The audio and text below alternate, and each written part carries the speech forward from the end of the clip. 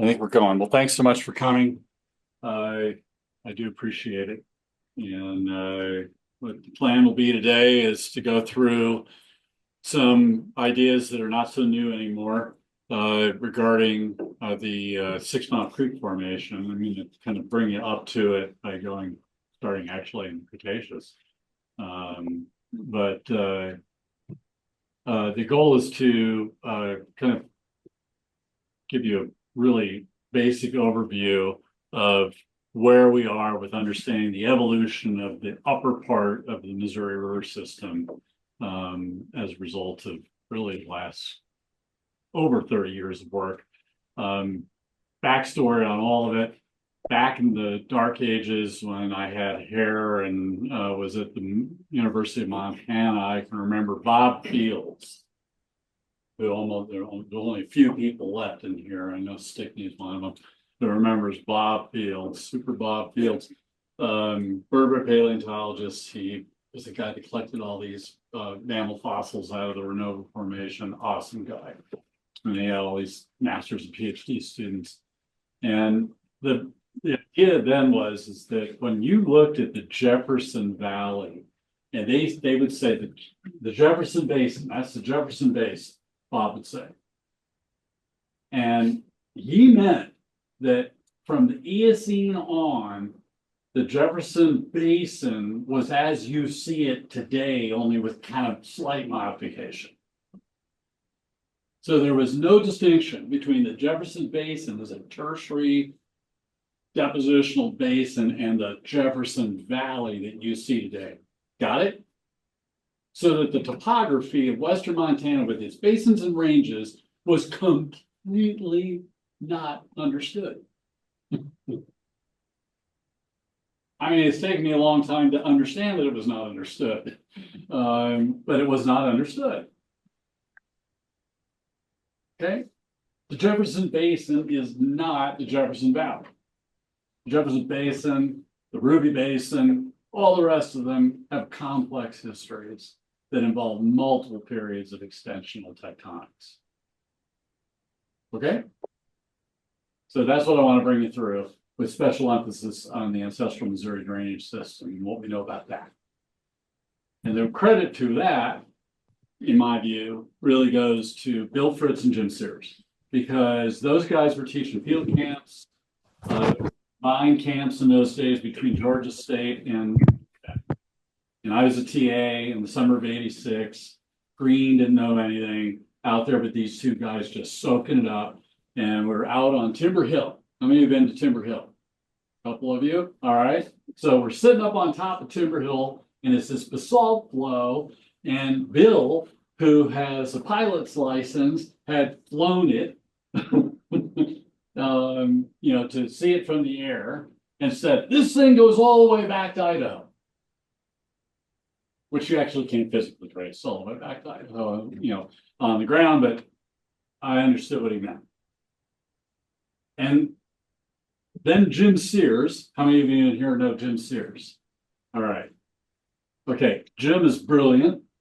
He's smarter than me and you and you and everyone else I know in this room. He's not smarter than Susan Book, but he's smarter than everyone other than Susan Book and Sheila Roberts. They're both smarter than Jim. So Jim, in only the way that Jim can, just quietly and softly, is explaining to me what I did for the next 30 years. Just gathering the data to show what Jim already knew, mostly. I mean, the things that he had wrong were so small and minor, as to not be important. He had the whole thing envisioned. And he was sitting there reading the landscape on the top of Timber Hill, to me. And taking me back through time, and you can see this paleogeomorphology, of this old river system of the Missouri, and it was like, my God, how come I didn't see this, right? Another wonderful wake up call, right, in geology that You know, you sometimes you just don't see it until somebody points it out. And then for some people, they still don't see it. All right. So let's go back. Okay, first of all, there's our drainage today. So one of the things that we can see in looking at this exaggerated relief map is that there's some trends that show up in the topography of the basin range of Southwest Montana. So that you can see that there's clearly some orientation that you can see that's northeast trending here, right? You know, both in the ranges and in the valleys. That's crystal clear, east to me. And there's also a very prominent northwesterly trend also. Okay, so here's the northwesterly trend of the Ruby and the northwesterly trend of the Tobacco, for example. Everybody okay? All right. So there's something going on here with multiple episodes of extension because there's multiple orientations to the extensional features. Pretty straightforward and simple. So what is it? And how do we figure that out? All right, so let's go back to Mesozoic. Why? Because it's important to why we have extension starting in the Eocene. So during the Cretaceous, we got the fold thrust belt and this big pile. There you go, Stuart. Right? Take your map, phosphorate over Classic at Black Mountain. This is down the Dillon area. And so the fold and thrust belt, this big welt of thickened lithosphere from folding and thrust belting, forming this northerly trend during compression in the Mesozoic. And you head into the Cenozoic, and it starts to collapse. So for whatever reason you like, I mean, there's a bunch of mechanisms out there for the collapse of the fold and thrust belt into extensional features. I know that if one word out of my mouth, I'm probably hear it from word former advisor at Idaho State and others. But the bottom line is things start falling apart in Eocene time and extension starts. And the type of extension that we see at that period of time is mostly low angle extension and is really, the time of like the really big extension of the lithosphere throughout this whole story when you think about it, right? Because you're doing this, right? You're doing this, and so you're getting huge amounts of extension rather than doing this, which is not very much extension by comparison. Guys with me? All right. So this is a period of time of major extension of the crust in Southwest Montana. And it's the beginning of the tertiary basins. Not all of them, but some. So which ones?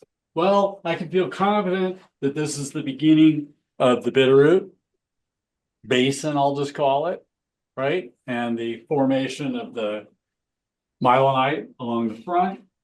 So here's I'm looking southwest from a flight I took to Seattle, down the crest of the range, and there's the myelinite surface from the Eocene, from it coming off, right? The Bitterroot Dome. whatever terms you like, I don't care. Terms I don't care, we talk process. So this thing is collapsing and this thing's rising, this is collapsing, and of course that's all changed and it's going up along different kinds of faults, right, Mike? Today they're higher angle and look more like many of the rest in this part of the world. At that time, it's low angle extension.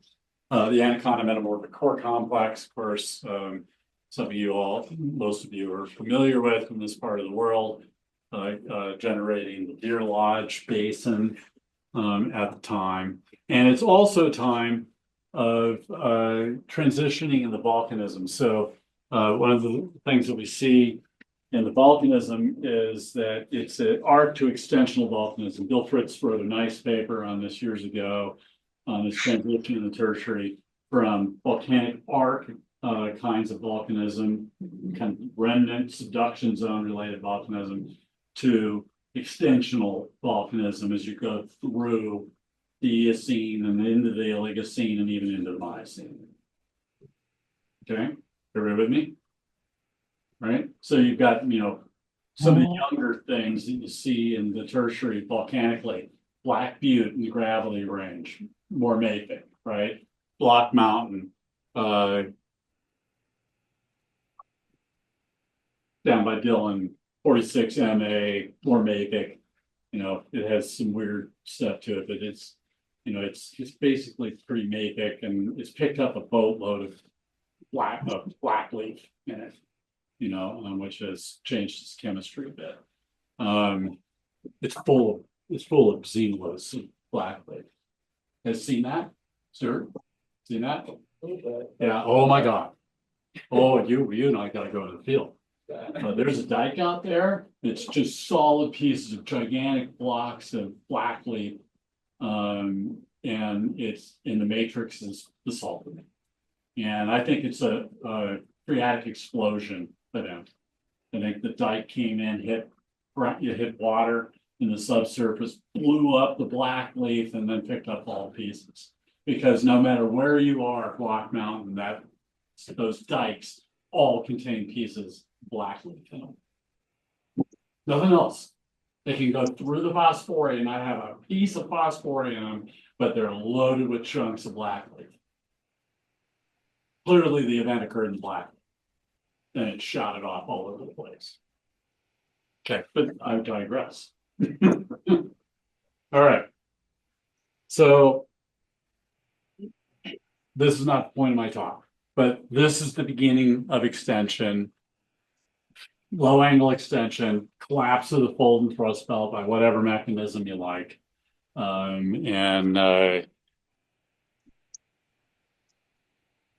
Then a transition to a steeper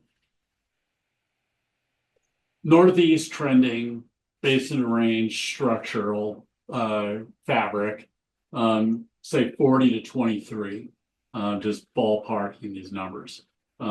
During deposition of some of the renova, but not all of it, we see this happening. So the extension zone is roughly parallel to the Mesozoic compression. This is a map borrowed from Suzanne Janicki, now retired from Utah State, who proposed this, quote, rift zone idea of extending of the fold and thrust belt during this period of time along high angle faults. But this is also, of course, a time when we have extension elsewhere in the Western United States. And so mechanistically, I try to stay away from the mechanisms. I can argue what's causing it. Just it's gone from low angle extension to higher angle extensional faults from the Eocene and as you're going into Oligocene and Miocene. That sound okay? Very good. All right. The basins that formed are awesome, full of lake sediments, internally drained. You probably heard about this last week to some degree from Bob. Is that correct? Who came the last, or whenever it was, the last talk? was on probably Renova drainage. Correct? Okay. So, and he and I probably disagree on some things, but there's a lot of internal drainage. How do we know that? Lots of lakes, right? So there's drainage coming down these lakes. Just word of the wise, one of the best places to go collect fossil plants, and I don't mind telling you because you can't collect it to the point where it would be gone.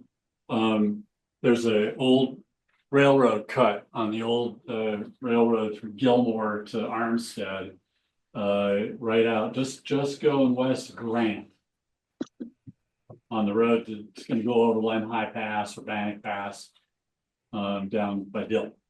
And there's a spot there, you can't miss it because you can pull off and you hike yourself up there to where the old railroad cut is, and it's, I mean, loaded with metasequoia, and all kinds of other plant fossils. And then when you start looking carefully, you start seeing, oh my God, there's ostracods everywhere. You guys know what an ostracod is? Okay, an ostracod is an arthropod that has a shell like a clam. Okay, so it's like a clam-like looking thing, only it's really an insect in a shell. Okay. And it's full of fish fossils too. I had missed them for quite a long time, and then started reading. My daughter, came up with, she's like, "What is this? Those look like fish scales." And I looked at my hand and I was like, "Oh my God, these are fish scales." and then I started seeing fish scales everywhere in these deposits. So if you want to go collect, you go collect down there again. It's fallen blocks everywhere. You can't destroy it by collecting it. People have to go some places to go to do this kind of stuff and get excited about the earth sciences, and we're all going to be SOL, in a society that's increasingly anti-science, and that's as far as I'm going to go with that. Okay, very good. Okay, now, when I first got here, there was a big debate going on between Jim Sears and Suzanne Janicki, two very quiet people, so there was not a lot of yelling and screaming going on over the idea of this Rift Valley and what became known as the Renova Basin, a much larger area of deposition. And so Jim Sears put me on this topic. And what I did is I used these 2 microgranitic sands that are kind of distinctive and traced them across the basin, and was able to kind of piece together connections between this area over here and this area over here. And it turns out that both Suzanne Janicki and Jim were right. Touching 2 ends of an elephant, not understanding that they're touching an elephant. Okay, Suzanne is over here, and she's saying, oh no, the Renova basins are active. They're tectonically active. We have seismites and all kinds of evidence of active tectonism during deposition. So extension, right? Active during deposition. And Jim is like, oh, no. It's all sitting on basement and it's quiet. And, there's no evidence of any of that going on. And they were both fine. So that there's this active area of extension with discrete basins through this period of time. And there's a large area of deposition over the basement. Now, I don't know, because I'm not a rock mechanicist or a structural person, but it doesn't escape my attention. This roughly correlates with the transition between thin skin, folding and thrusting, and basement exposure from laramide. The Renova is sitting on 2 different beasts. Here, it's sitting on the fold and thrust belt. Here, not so much. For whatever that's worth. Maybe somebody ought to study it. Stuart. Okay, finally, we have the Missouri River. So we're finally to the Missouri River. So starting about 17 million years ago is the classic basin range extension, right, throughout the Intermountain West. And also at that time is the outbreak of the Yellowstone hotspot down in the Three Corners, where Oregon, Idaho, and Nevada meet. So again, mechanisms in terms of what's causing the extension, but you've got regional extension going on at 17 million years ago, creating basin range topography that's northeast trending. And you also have the outbreak of the hotspot, which is creating a gigantic area of thermal bulging with radial extension around it. Okay. Which one's more important in creating the northeast trending extensional topography in southwest Montana? I don't know. Are they both the same thing? Yeah, I've heard that said. Right? That the hotspot is just a place of maximum extension within the extension of the basin or range. That Suzanne Janke used to argue that all the time. I don't know. I'm not a mechanism person. I'm a Winston person. I go out and I measure section of rocks and tell people what I see. Let the modelers do the rest. Okay. No offense to the modelers, of course. So what we do know is that starting at 17 million years ago, there's drainage flow out of Idaho and into Montana. And that, of course, and I'm not going to talk about any of that in detail, it goes off into Hudson Bay. Right? And we know it goes there because we found it. I mean, I'm using very loosely. Jim did that work. Jim Sears did that work.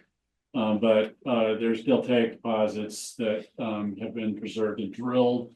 And we have an ash that you can correlate to ash that's in the 6 Mile Creek Formation in southwest Montana, and it's in Hudson Bay. Hudson Bay or yes, correct. Yeah, just in the region, not in Hudson Bay. But in the Hudson Bay region. Okay. All right. So but I'm not interested in that. I'm interested in this up here.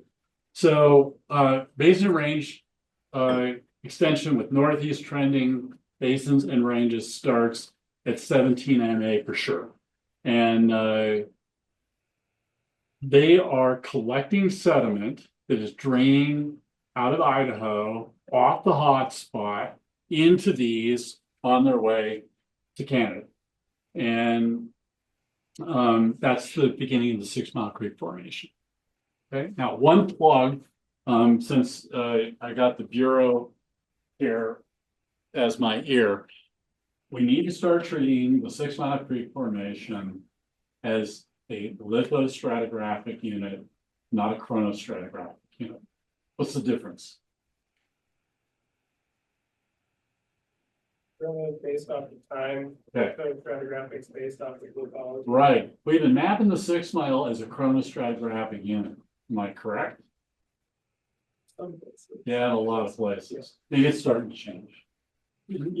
Back in the Dark Ages, again, when God was a child and I had hair, the 6 Mile Creek Formation was a time unit.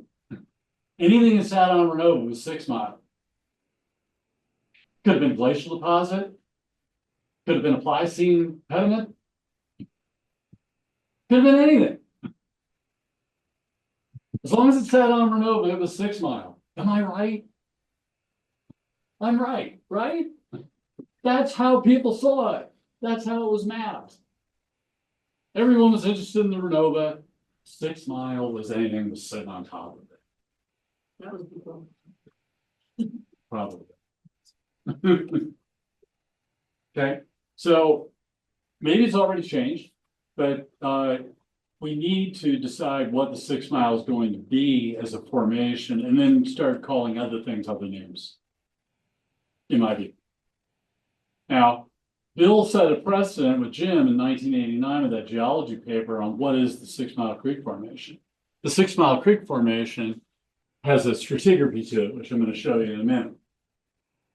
And maybe it should be what we are calling 6 Mile Creek, and anything that doesn't have that stratigraphy is not 6 Mile Creek Formation. It's an argument. I'm happy to have it.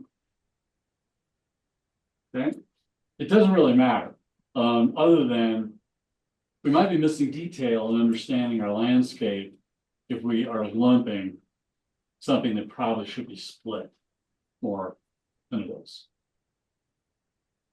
That's my argument. Okay, enough of that. All right, poor colleague kills me up here. All right, so so here's the ancestral Missouri River from the top of Timber Hill. So this is the point of epiphany. This is a basalt flow that can be traced down to Idaho around Icy on the Snake River Plain. It erupted out of the vent, got captured into the northeast trending robins formed at 17 MA around the time of the outbreak of the Yellowstone hotspot, and flowed into Montana. And this has a very good 6 million year argon date on it. So 6 million years ago, the mountain range I'm standing in, the Sweetwater Range, was not there. The black-tailed deer range to the south was not there. The tendoys weren't there. The beaverheads weren't there. The tobacco roots, I would argue, although I can't say that from this because it ends just up here, but I'll bet that the tobacco roots as we see them today were not there.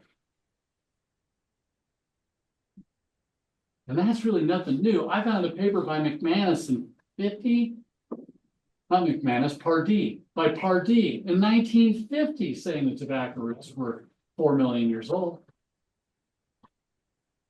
Yeah. Now, I don't know what he based it on, but I've forgotten. All right. So the 6 Mile has stratigraphy. This was worked out by Jim Sears and Bill Fritz. And it at the base of it is a these are all interfingered with one another going up through the section. These transitions are, it's predominantly this at the member at the bottom, predominantly this member in the middle, and predominantly this member at the top. But they're all interbedded with one another. It's a terrestrial environment, right? So they're all intermixing with one another, but there is a vertical transition that's there that you can see that goes from angular Archean basement and volcanic, tertiary volcanic rocks that are alluvial fan deposits. For years, I had undergraduate students go out and doing paleoflow measurements and all this. And these things are coming off of the they're coming off the horse going into the grottos. So if I go back to that, so here's the graben going to the northeast. All of these alluvial fan deposits have paleoflow measurements coming in like this. Got it? So there's a horst over here, there's a horst over here, there's the graben, and the alluvial fans are coming in this way. And the paleoflow data are overwhelmingly, the case. Like you cannot find anything other than that. Never ever does it go back the other way. It always goes down into the hole off the horse. So it allowed us, by getting as many of those as we could and mapping it all out, to literally reconstruct the paleogeography of the Ruby graben through time, which we did in classes. It was awesome. All right. Sorry. Okay. So this dominates the base, dominates, not exclusive to, dominates the base. This gravel stuff is down there at the bottom, but it's really small in its aerial extent in the valley deposits. Okay, things dominated by these alluvial fans. Okay, why? It's the beginning of the formation of this basin range topography. Jim Sears likes to argue that the Renovax is a lubricant for these alluvial fans, right? To create these big debris flow fans coming down into the basins. I don't know whether you buy that or not, but it doesn't matter. It's a reasonable idea. And then there is a through flowing drainage that has rounded cobbles, but it's damn hard to find because its aerial extent early on is really small. You guys with me? Okay, so if this table right here is the 6 Mile Creek Formation and it's flowing towards you, here are the alluvial fans. In the beginning, they dominate, and the only part that is the channel gravel is this black knob right here. Got it? Over time, that gets bigger and bigger and bigger and bigger and bigger and bigger as you go up section. With me?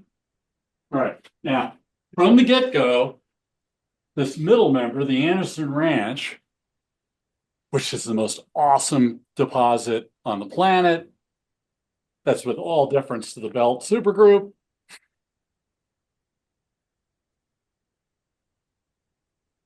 This thing is super cool. All right, so this thing is we'll just call it a tephra.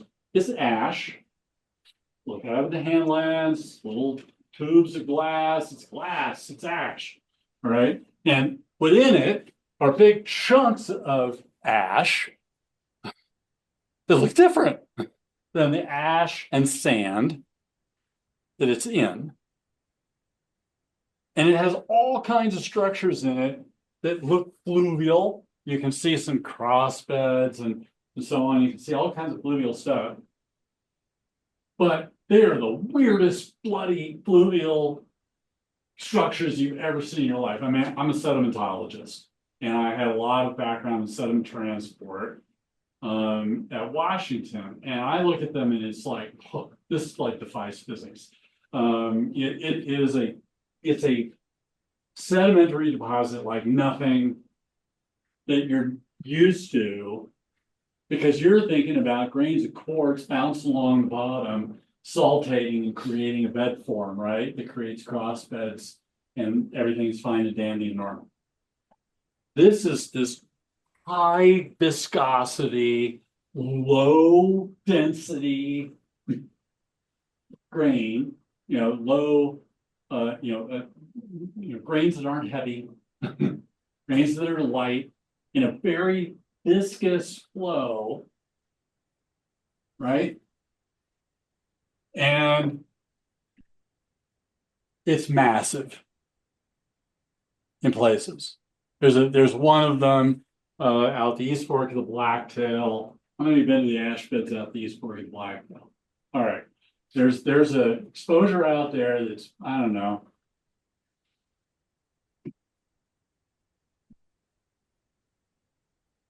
that thick.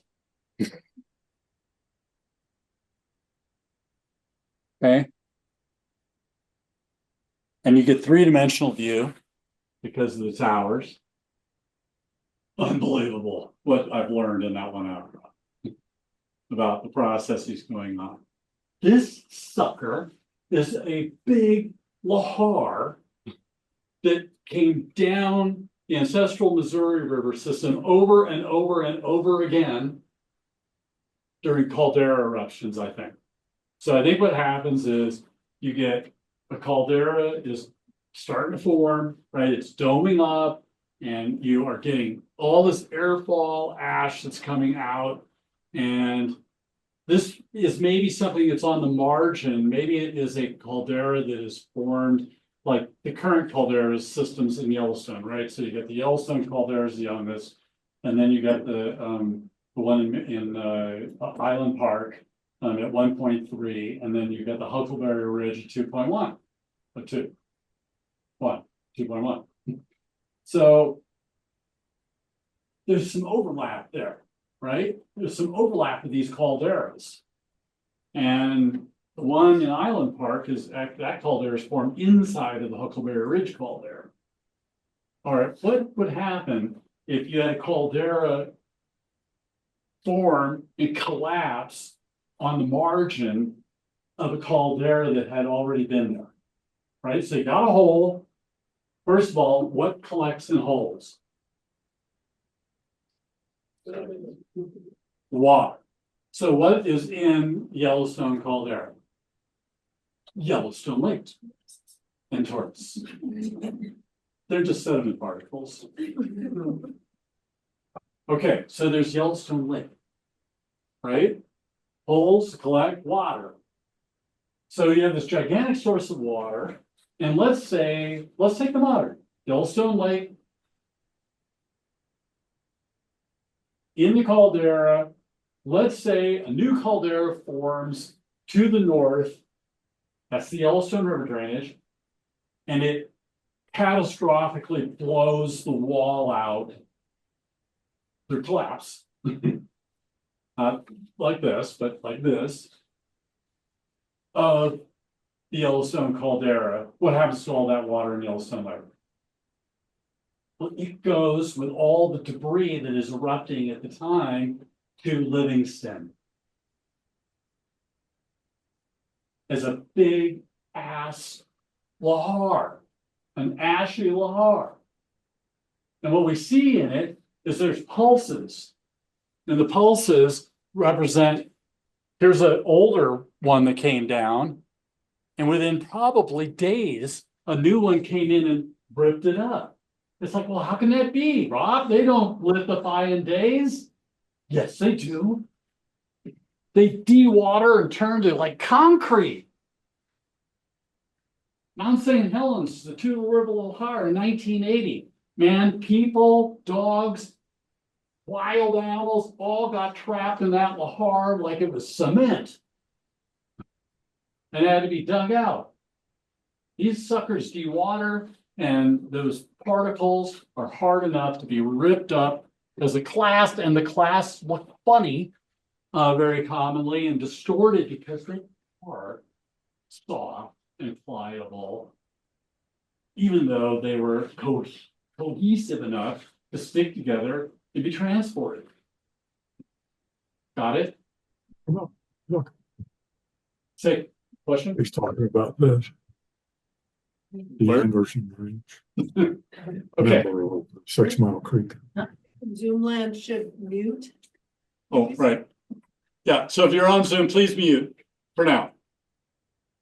I'll promise I'll ignore your questions later. And you saw how to mute yourself. When Okay, so there's multiple pulses. This still needs to be worked out. But within each one of these ash beds in the Anderson Ranch member of the 6 Mile Creek Formation are multiple pulses. And they represent, in my view, multiple pulses of the same caldera forming eruption. Just like we see in the pyroclastic flows. They don't happen all as one big flow. They're multiple pulses. And so are the lahars. Guys with me? All right, that's my case, and I'm sticking to it. All right, then the gravels. So the gravels, how are we doing on time? 15 minutes. Oh my God. 15 minutes. Okay. 50 minutes, you said? 15. Okay, so the gravels. So the gravels were always of interest because they contained exotic cobbles in them, right? Things that couldn't find a source for in Montana. And Jim Sears in particular was very fond of a small black shirt that had white veins, quartz veins in it. The Milligan shirt. And it was only in Idaho. And by God, it has to be brought in here, from Idaho. This was early on in this whole trying to make the connection that the topography that we see today, the beaverheads, the tendoids, the blacktails, weren't there. Okay, that was not understood. People thought those ranges had been there throughout the whole basin or range. Okay. Back to Bob Fields days, going all the way back to the Eocene, they were there. As we see them today. I had that argument with Suzanne Janicki. It's not actually, Just going all the way back to Bob feels that this kind of thinking was out there. All right. So a lot of time was spent on trying to find the provenance of these gravels to prove that, to test the idea that drainage was coming out of Idaho into Montana. And I kept saying to Jim, it's like, Jim, it doesn't matter. You got this. What does it matter where any of these cobbles came from? You have this. We know where that came from. And it's clearly not airfall. You guys get it? All right. Timber hill basalt aside, gravels with their exotic cobbles from Idaho aside. That shows that the upper Missouri River system was tied to the thermal bulge of the Yellowstone hotspot from 17 to 4.5 million years, period. End of story.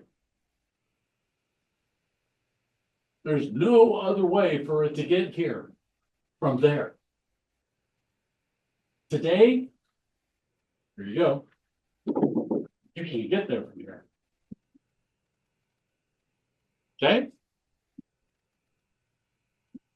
All right. Some of the things that we were able to dispel with the students measuring paleo flows in these things is that Jim and Bill thought for a long time that when the calderas would form and collapse, that the drainages would reverse and go back to the calderas down into the caldera. No, that's not true. It never reversed, ever. We know that for certain. I mean, we have taken thousands upon thousands upon thousands of paleo flow measurements out of these gravels that never reverse. It has a spread like this. Okay. When you plot them up on Rose diagrams, the spread is, roughly 180 degrees, which is what I would expect. It's a braided stream system. With about 180 degree spread, it never went back uphill. So in other words, it never collapsed back this way. Dispel that one. Come on. Done and gone with that. Okay. All right. And how much more time? Am I still in there? 5 minutes now? Okay. So here it is. Here's the big picture. Okay, Sweetwater Creek, alluvial fans coming in. Here's your Betcher ash. That's the big one. Okay. Notice your Betcher ash here is sitting on something funky looking. It's got a funky looking color to it. It's kind of this peachy looking color and it's blocky weathering. What is that? Yes, it's a paleosol. What does that tell you about that event at Lahar? Did it stay in the channel?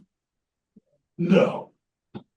Not only did it not stay in the channel, but we traced it out and it goes all the way to the horse and it goes all the way on the other side to the horse on the other side. It filled up the whole damn valley. Livingston.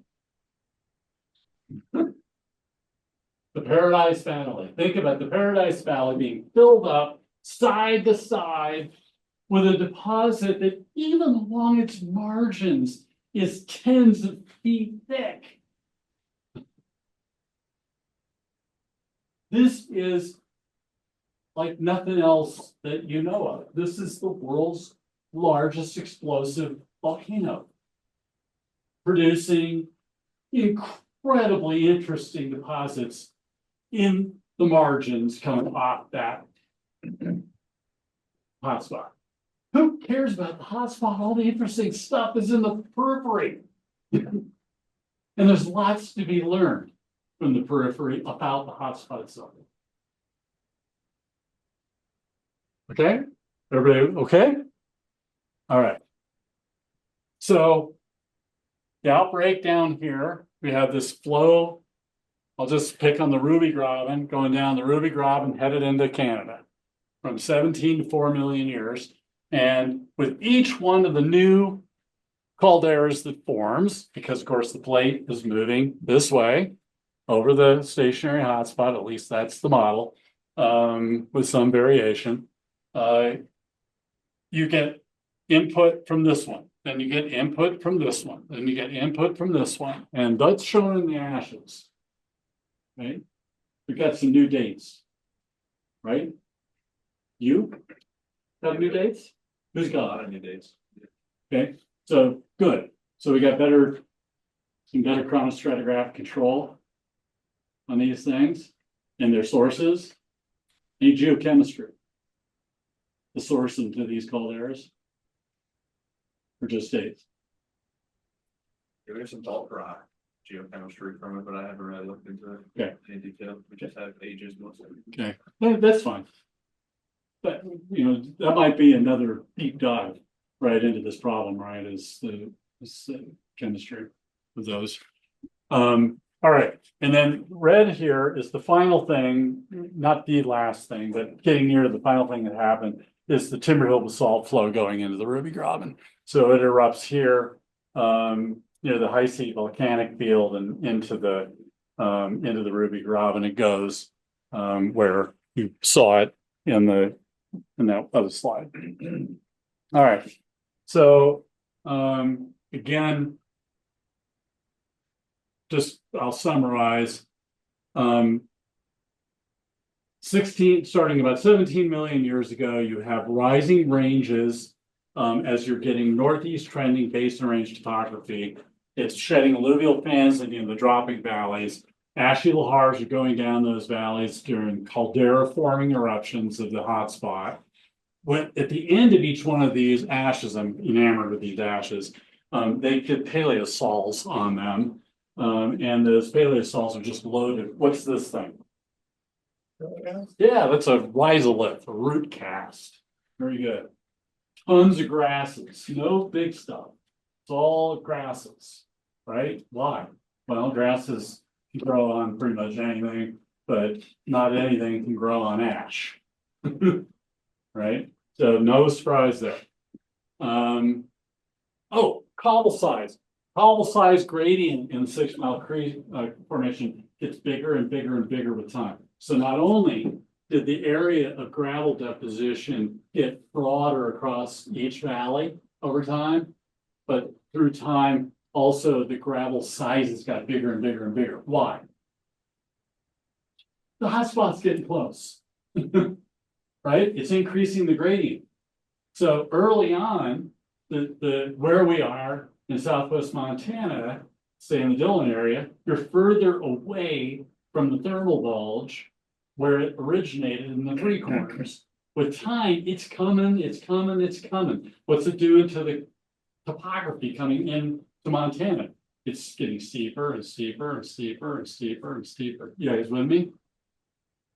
Okay, so the cobble sizes get larger. It's just a boundary shear stress equation problem.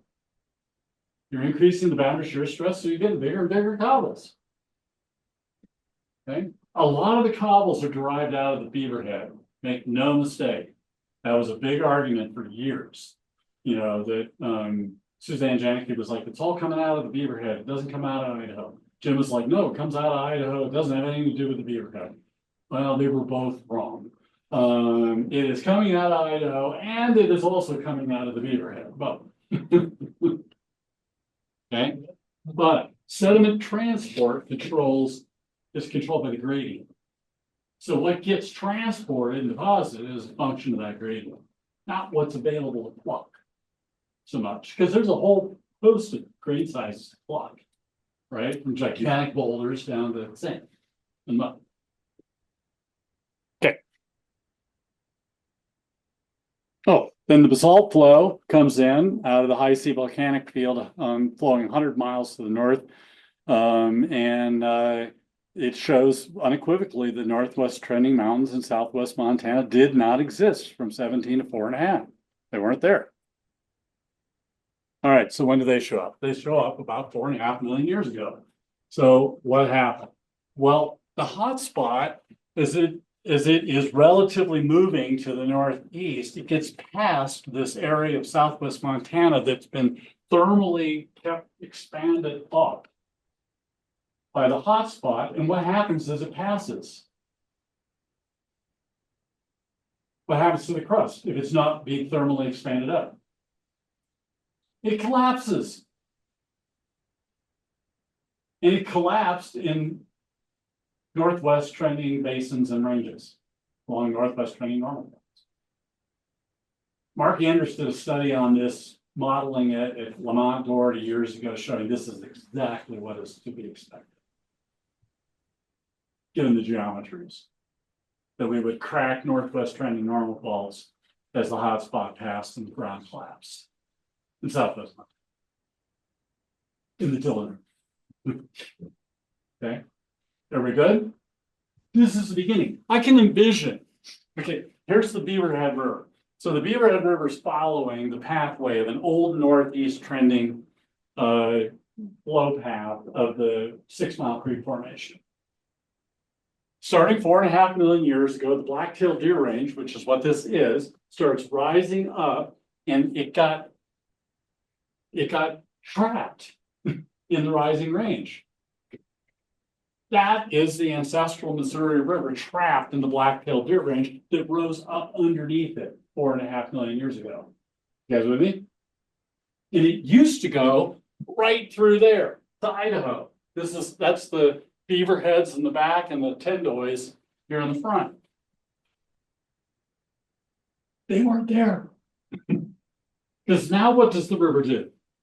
The river goes like this and then goes into a northwest southeast trending graben called the Red Rock Valley, which didn't exist 5 million years ago.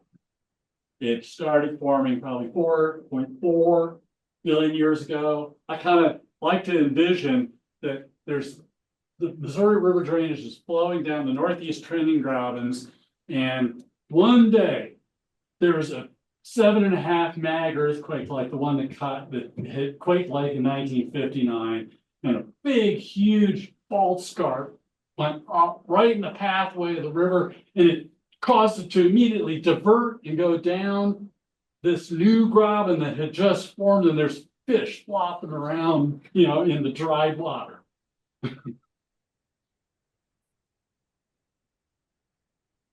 I love that vision. I think it could have happened that fast. It's certainly a couple of quakes, right? Right, Mike? It wouldn't take many. And you got yourself a range. All right. So let's go back to Timber Hill because it shows it. Here's the basalt flow. There's the basalt flow. Here's a 4.5 million year fault, meaning it started 4.5 million years ago, roughly, the Sweetwater Fault. And the Sweetwater Fault then is dropping this block down, raising this block up. This is all material of the 6 Mile Creek Formation flowing down a northeast trending graben from 17 to 4.5 million years ago. Boom, 4.5 million years ago, done. All done with that. This block's going up, this block's dropping down, it's done. Now the drainage is this new drainage, the Sweetwater drainage, which has a northwest trending creek in it called Sweetwater Creek. Which doesn't flow to the northwest, it flows to the southeast. Still doesn't at Timber Hill, where it then turns and goes down the river reservoir, following the old northeast trending path. So there's the composite of these two things. The flow paths that we see today in the modern rivers are a composite of them. And there it is. So forget this, because we're running out of time. There's the ancestral Missouri River. There's the ancestral Missouri River. 4.5 million years ago, it went into here. It went into here. It went, there's Sweetwater Creek, going the other way, into here. And the Ruby. You guys with me? So the ancestral Missouri River system is a composite drainage representing essentially 3 periods of extension. Starting with low angle extension in the Eocene, going to basin range extension in particular, starting 17 to 4.5 million years ago when the drainage that we study that has the 6 Mile Creek in it started. and then altered by the passage of the hot spot to the northeast relative to, the plate motion, and the collapse of the topography held up behind it, making the northwest trending basin ranges of southwest Montana, which are the active extensional faults in southwest Montana for the most part, correct, Mike? Yep. Okay. Guys with me? So, in places like here, that's the black-tailed deer, that's the Beaverhead Canyon down below the dam to Dillon. That's a superposed drainage system on the uplifted black-tailed deer range up underneath what was the flow path of the river during 6 Mile time from 17 to 4.5. Now it's a canyon trapped in the uplifting rocks, not a graben. Where's the active graben? This one, the red rock. Got it? Which captured this river here, which goes through the Big Sheep Creek area, Little Sheep Creek area. Don't know for sure. 4.5 million years ago, creating that drainage segment.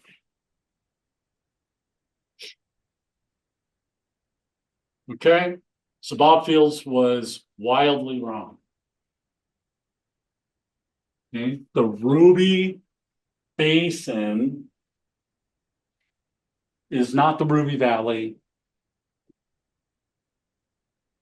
It is a composite of extension over 50 million years. In this case, this far over, the old Eocene extension is not a factor. It is to the west. It's less so in this to the east into the Renova base. There's still much work to be done now. I helped supervise a PhD student at U of M who was studying that contact between Renova and the basement, whatever the basement, just meaning whatever was underneath it. Trying to figure that out. And he did a pretty good job of showing that, in fact, actually, there was a Renova basin in the area, not a lot of active extension to the east. And we know from Sue Van Janika's work that it was very active to the west during Renova time. But my gig is the 6 Mile in the Miocene, and that's its story. So, whoops.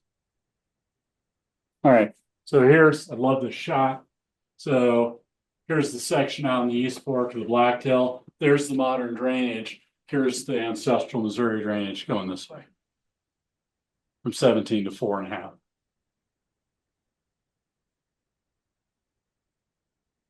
It really drives it home to me.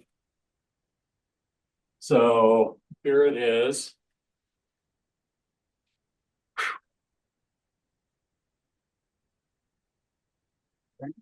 So it was going this way. And now it goes this way and then that way. So there's composite. That drainage is 4.5 million years old. That one is inherited going back at least 17.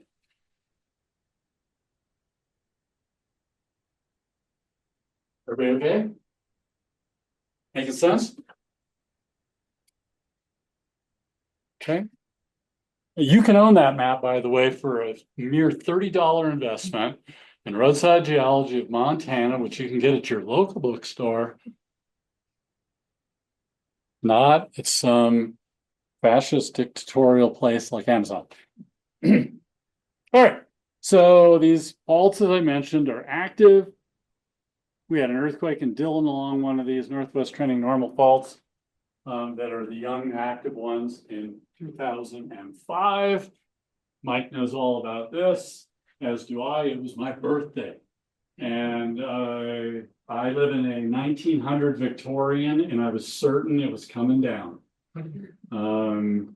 Sitting on a stack of quadrant, slabby blocks of rock, no tie to the foundation, really scary. right? Not that you guys know anything about that up here in Butte. You know, there are no scary homes in Butte, Montana. Unless meth is the issue, but that's a whole different thing. And we have that problem too. All right, so quake plate. 59, these active earthquakes along these northwest trending normal faults. Person for scale here, you can see how much offset can occur in a 7.5 mag earthquake. So you can terminate drainage pretty quickly. Okay. The Jenga chimney from the earthquake in 2005. I'm telling you, Mike, it's still there. It is still there. This is your photo, I think, isn't it? Pardon? I didn't take it, but I've used it. Okay. It's It's incredible. It is incredible. Right? It just says volumes. Okay. Then Iris is your home for nice little cartoons for your classes. So those that teach. All right. And the hot springs, something important to talk about. The hot springs are along these northwest trending normal faults. So Elkhorn, Chico, Jackson, they're all on northwest trending normal faults. Why? Because the older faults are all gunned up. They're not good avenues for water transportation, right? But these younger ones are actively moving. That keeps them porous and permeable. And so water percolates down in, heats up, high geothermal gradient, southwest Montana. It's got an avenue to get out to the surface. So active movement along the faults is crucial, you know, to maintaining the plumbing system for these hot springs to, you know, exist. So it's the active faults that have the hot springs. I'm pretty sure that's universally true in Western Montana. Okay? I'm not counting things like, you know, oil wells that were, you know, dug out in central Montana and hit hot water and they made hot springs. There are a few of those. All right. And I think that's it. That is it. Did I go overboard? Time? Just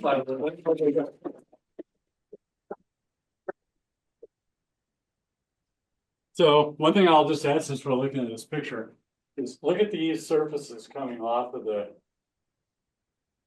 this is the snow crest range. Southwest Montana, you can see these surfaces coming off. What are those things? They're pediments. Now I know that using the word pediment in front of a geomorphologist is a very, very shaky thing to do. But it's the old valley floor. How about that? So during the Pliocene, this is the old valley floor. And the reason why I'm bringing it up is that it's got a veneer of gravel on it. And if that veneer of gravel is sitting on the Renova, somebody will call it the 6 Mile Creek Formation. I guarantee it. We got to stop this. We need to treat the 6 Mile as a lithostratigraphic unit. And then give some new names to new things. And maybe it's already been done. This is Colleen's area, not mine. But okay, questions?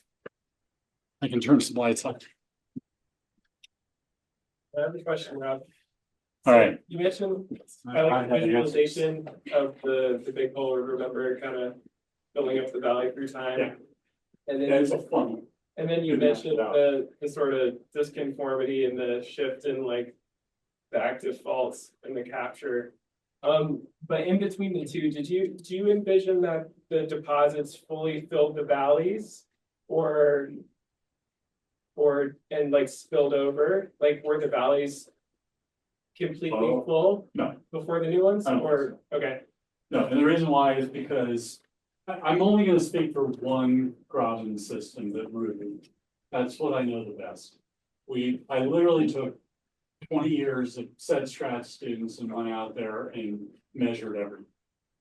So, and we made 3-dimensional maps, right, of everything. So we had time-space maps of the whole thing. And what it shows, then that allows us to see what happens to the size and extent of alluvial fans over time. What happens to the size and extent of the gravel over time? What happens to the ash units over time? And in general, what you see is that there are alluvial fans all the way through the entire sequence. So the horse, if what I'm understanding correctly is the case, those horse never got buried in overtops. They were always there shedding alluvial fans off the basement and volcanics, Eocene volcanics, into the Ruby Graben. Make sense? So they're definitely never overtopped it. There is a separation between the Beaverhead Graben, which we also studied ad nauseum, and the Ruby Graben. And it always exists from 17.4.5, it always exists. Yeah, and I can feel confident about that because of the alluvial fans. That's what makes me confident, right? There's alluvial fan, there's topography that's separating the two. Were there, gaps, wind gaps that connected them? That I can't get that kind of precision, but I can be certain that there was separation, topographic separation through the entirety of the 6 miles. That's a great question. Yes. So, hi, Kyra. Yeah. In the Beaverhead Valley, are the old ancestral Missouri River deposits exposed from Dillon further north? Oh, yeah. Like Yeah, where? they're out on the East Bench Canal Road. They're on the road that goes to Sheridan.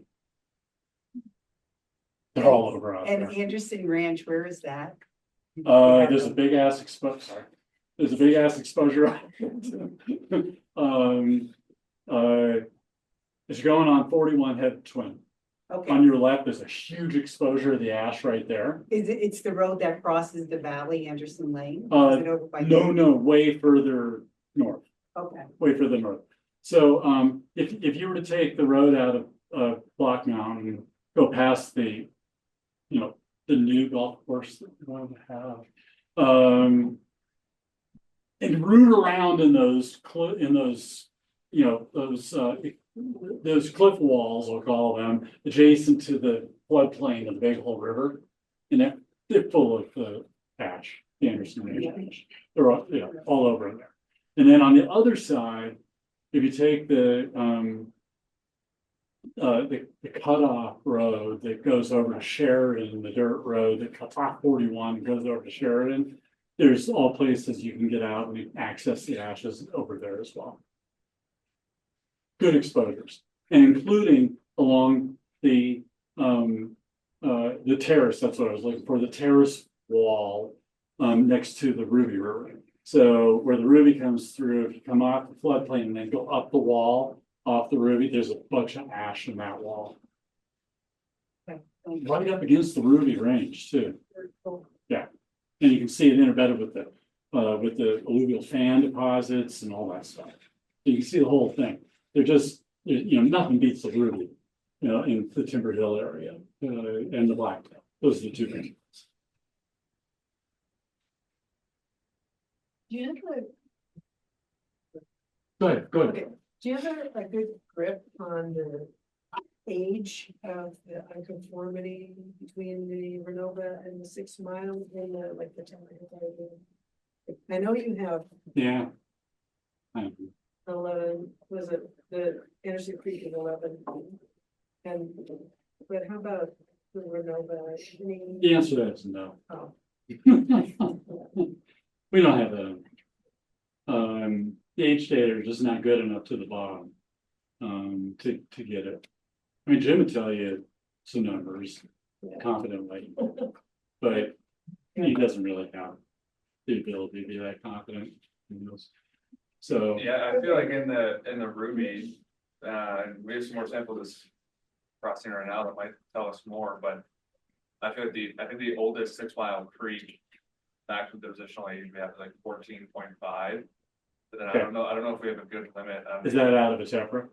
Yeah. Yeah, so the Tepras don't go to contact with the underlying basement.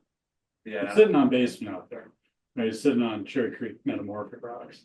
And there's no ash in my experience sitting directly on the base, right? Yeah, right. Okay. But I guess I don't have a good feel for what would be the youngest Renova deposits. Well, that's always been a tough. It's always been a tough one because it's tilted, right? The Renova got tilted into the 6 Mile, into the Ruby Graben. Right? So it's hard to see the top. Yeah, we actually have a talk coming up later on which Stuart might be most familiar, but a German PhD student that's really interested in the timing of that unconformity. So we might learn more. Yeah. It has been a source of debate as long as I've been in the state. I can remember a knockdown drag out between Johnny Moore and Gray Thompson at U of M over that unconformity. We have I think we have 2 questions from Zoom land. Okay. I did say we were Touch on. And we're going quite over, so if anyone needs to hustle out, no. Thanks. Okay, so Mark asks, Rob, how does the trans-Chavez fault system relate to this architecture? Is it older or newer? I don't know. I don't have an answer to that. Anybody? What was the question? Trans-Chavez. This question right here. Likely older. But, Yeah, it's my impression that it's older. 'Cause Yeah. I just but I think- don't want to say because I haven't worked on that.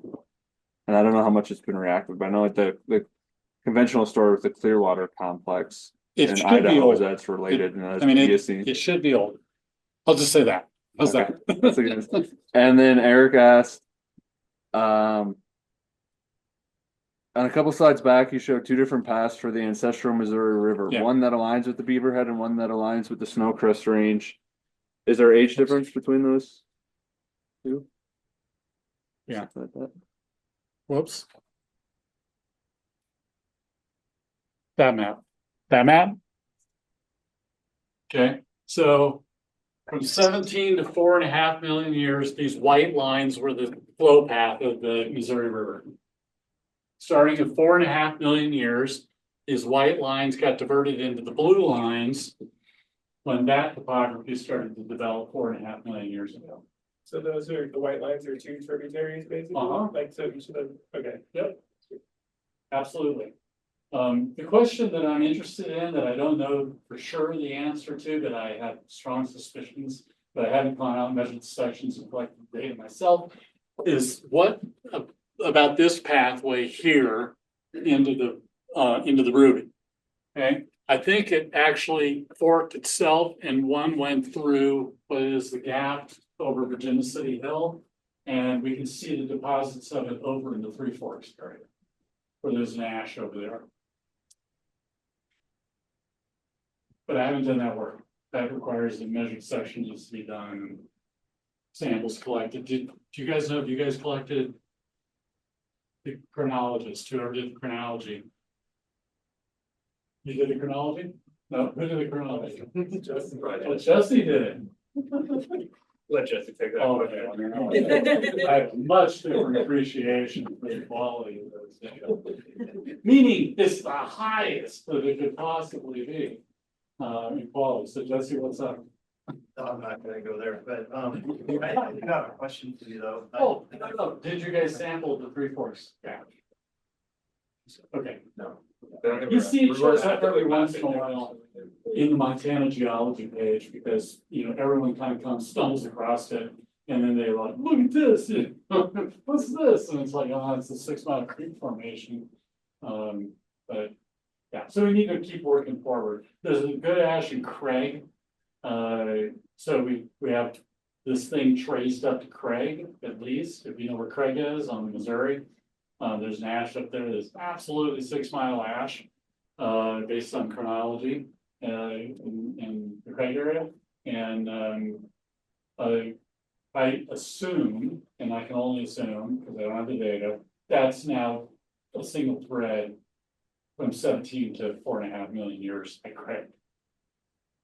If we're down to the Missouri at that point, I think. But again, I don't know. I haven't really spent a lot of time in this northern reach of this thing. Okay, sorry. Yeah, so there's a couple of things that you said, I found pretty interesting. One, like the recycling of the beaverhead. Yeah. And, when I look at the 6 mile, especially like out in the movie, like the upper part of that section with those really round cobbles, to me, it just seems like that must be recycling from the beaverhead. It is. And then you mentioned, like approaching the 6 mile is a lithostratigraphic unit, which I really like, but I would probably argue that it should probably be more of like a lithostratigraphic unit because of that recycling. And a lot of times we don't have good age control. And so the way I've been approaching Dylan, bringing this 100K together is that I've actually started, describing gravels that I mapped in a certain area and maybe don't have good age control on, like it could be equivalent to what's going 6 mile over here, but I do think we should consider, if we can, especially if we can get ages on some of this stuff, we should maybe consider how old it is. Sure. Just simply looking at the lithology or textures of the gravels, then with all that recycling happening, there could be two things for vastly different ages, but Yeah. All I'm not the saying, same. yeah, I'm with you 100%. We have at our fingertips now a much greater array of ways to get temporal control on these rocks, right? Than we had 30, 40 years ago. And so when we didn't, and we were reliant on whether it had 6 mile age mammal fossils in it or not, right? Which is where we were. Well, We're still there. yeah, I know. Yeah. We commonly didn't, and so as a result, I know for a fact, looking at the maps, that things that are mapped as 6 mile are not.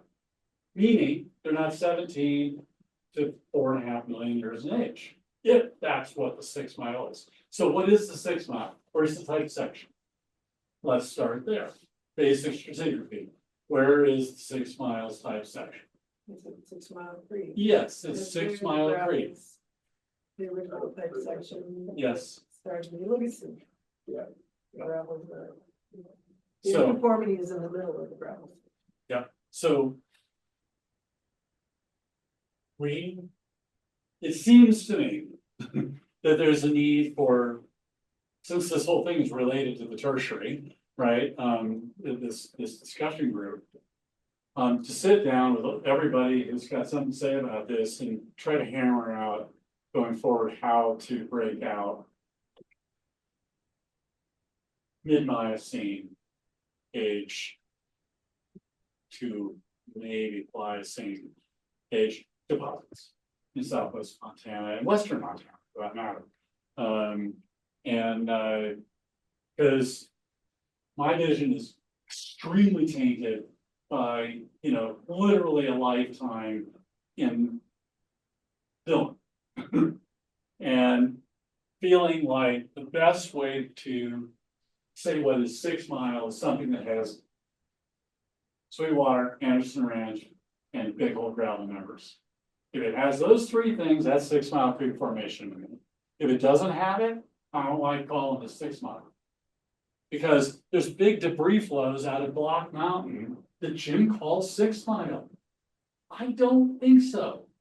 Yeah, don't worry, I didn't have to 6 mile. Thank you. And I hate picking on Jim, because again, he's way brighter than I am, but But does 6 mile creek have those things? No, it doesn't. The type section doesn't have those things. that's, You need to come up with a new name. yes, we do. We need a new type section, right? And it was proposed by Jim and Bill in 1989. So their geology paper, this is very typical of Jim, right? Jim takes an idea and he chucks it out there way before it's fleshed out for everybody to chew on, right? And he's got guts. I admire that. He has guts. Winston sat on everything until, he's practically dead. Because he was afraid to put it out. Fearless. Pardon? It's fearless. He's fearless. And it's because Jim is such a consummate professional, in my view, that he doesn't mind being wrong. He loves being wrong. Because that's when we learn. So he chucks it out there and you beat it up.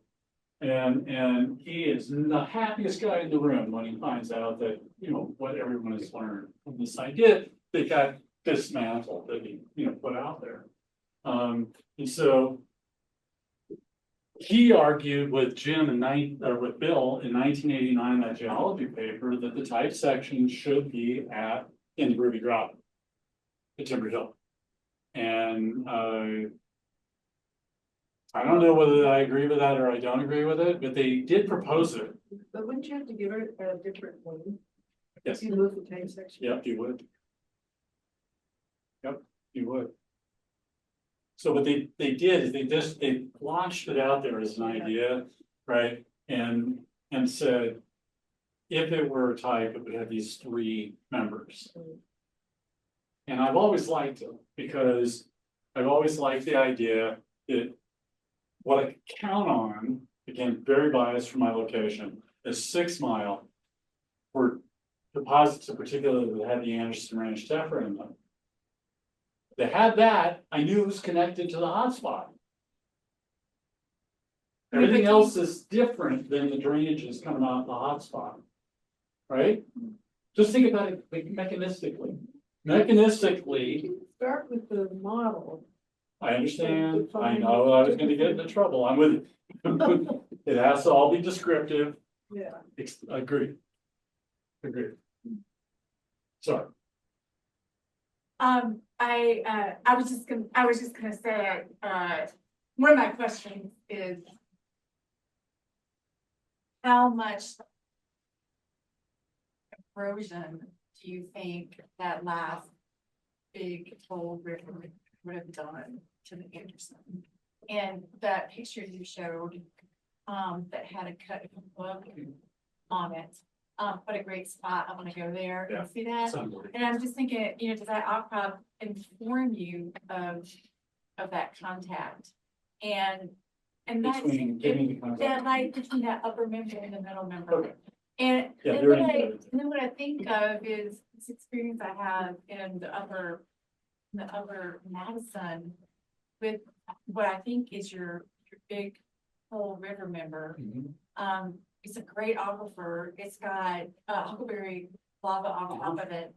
And I'm wondering the difficulty of having a tank section that can be completely representative of what you would expect to find in each of these. Yeah, there's no doubt, I These mean, basins, you know? terrestrial ecosystems, right, I mean, it's really hard, these are terrestrial ecosystems, so, for depositional systems.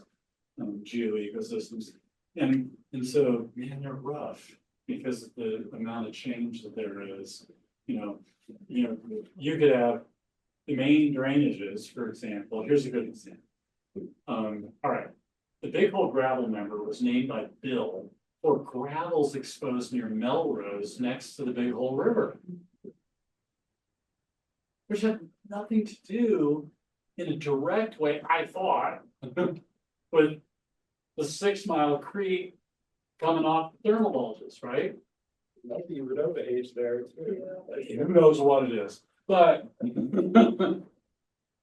in having thrown some students to the other side of the notch from in the Black Mountain area to the east and on the other side of the river from the notch, there's exposure of ash over there. So it's like, gotta go over there, guys. So went around the Hogback Ridge, got them out there, you know, to those sites, and we measured those sections. What we found was that we found the confluence between two drainages. We found a drainage that was coming from the north, it was flowing to the southeast, coming into the northeast drainage of the main drainage of the Beaverhead Graben. So the Beaverhead Graben's flowing this way to the northeast, and there was a trib coming in like this, and the students were able to identify it. No ash. Of course it had no ash. It was not tied to the source of the ash, which is the thermal bulge coming off Yellowstone. It's a trib. Is it 6 Mile? Oh, yeah. Okay. And no ash. So I stand wrong. Guilty as accused. Wrong. Well, I think I'll have to see where you're talking about exactly on the map, but we got a lot of dates over there and a lot of the stuff east of the Hogback. Most of that section is Oligocene, Eocene in age. This got a 6 mile ash, it's honestly got 6 mile. Okay. It's not that stuff over there. I know what you're talking about. Yeah, I gotta It's see not that. that. I know exactly what you're talking about, it's not that. So on the other side of the road, you can see it, when you're headed down the road towards Twin, Mhm. right on the road. Look over to your right, you see a white spot over there on the side of the hill, that's one of the templates. From the 6 mile. You're right, it is very hard to figure all these out, but that's kind of why I've been barking about 6 mile. You know, being. Defined lithostratigraphically as opposed to chronostratigraphically, but I understand the argument also, we have the data now, so some hybrid. System of defining this stuff lithostratigraphically, chronostratigraphically needs to be done. What do you, But I'm concerned, there's been a lot of mismap stuff, not by you guys, but in the past, there's been a lot of mismap stuff, especially 6 mile, this we call 6 mile, that is probably not even the same. Yeah, I think we might have some QT travels For sure, on a couple maps. yeah. We're not sure, but yeah, I think we should probably wrap it up around, but thank you, this was great You're discussion. welcome.